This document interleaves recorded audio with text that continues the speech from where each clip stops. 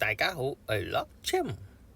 咁咧上一條片咧，我就用咗奧巴馬 Michelle Obama 嘅老公嘅上身嘅身份讀咗呢一篇文章。今次我試下用一個典型白人嘅身份咧，就讀一讀。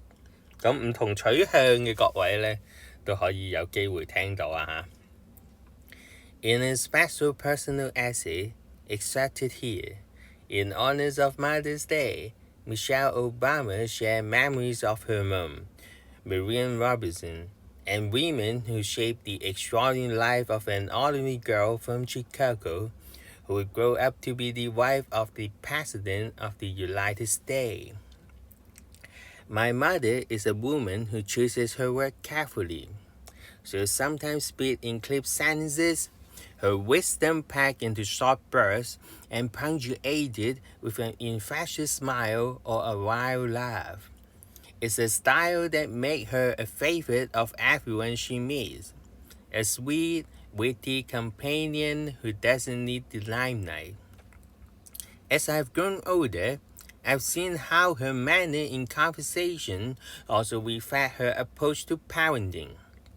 Because when it came to raising her kids, my mom knew that her voice was less important than allowing me to use my own. That meant she listened a lot more than she lectured. Growing up, she was willing to endure honest questioning from me. Why did we have to eat eggs for breakfast? Why do people need jobs? Why are the houses bigger in other neighborhoods? She didn't tell me if I scraped with some of the labor kids or challenged my honorary grandfather when I thought he was being a little too honorary. She listened intently to the lunchtime conversation I had with my schoolmates over bologna sandwiches and looked patiently along to tales of my contentious piano lessons with my great aunt Robbie. In today's world, it's easy to hear all that and think that Marian Robinson was bordering on negligence, that she was letting the kids rule the roads. But the reality was far from that. She and my father, Fraser, were wholly invested in their children, putting a deep and durable foundation of goodness and honesty, of right and wrong, into my brother and me. After that, they simply let us be ourselves.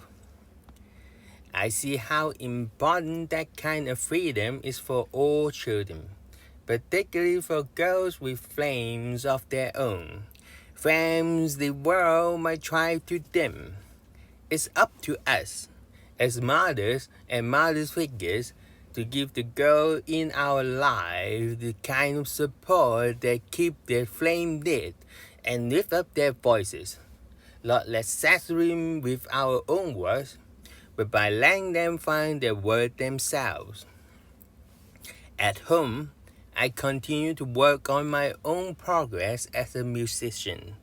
Sitting at Robbie's upright piano, I was quick to pick up the scale and I threw myself into filling out the sight reading worksheet she gave me. Because we didn't have a piano of our own, I had to do my practicing downstairs on hers. I learned one song in the piano book and then another. I was probably no better than her other students, no less fumbling, but I was driven. To me, there was magic in the learning. I got a busy sort of satisfaction from it. For one thing, I picked up on the simple, encouraging correlation between how long I practice and how much I achieve. And I sensed something in Robbie as well. Too deeply buried to be an outright person, but still a pulse of something lighter and happier coming from her when I made it through a song without messing up. I noticed it out of the corner of my eye. Ruby's lips would unpurse themselves just slightly. This, it turned out, was our honeymoon phase. It's possible that we might have continued this way, Ruby and I.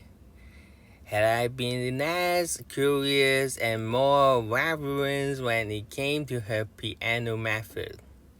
But the lesson books were thick enough and my progress on the opening few songs slow enough that I got impatient and started peeking ahead.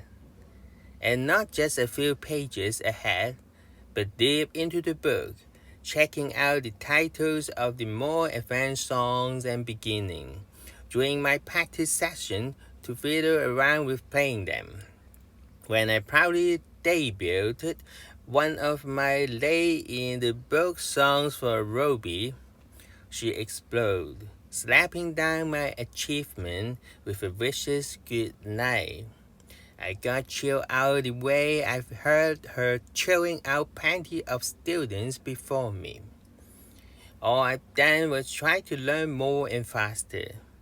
But for Ruby, it was a crime approaching treason. She wasn't impressed, not even a little bit.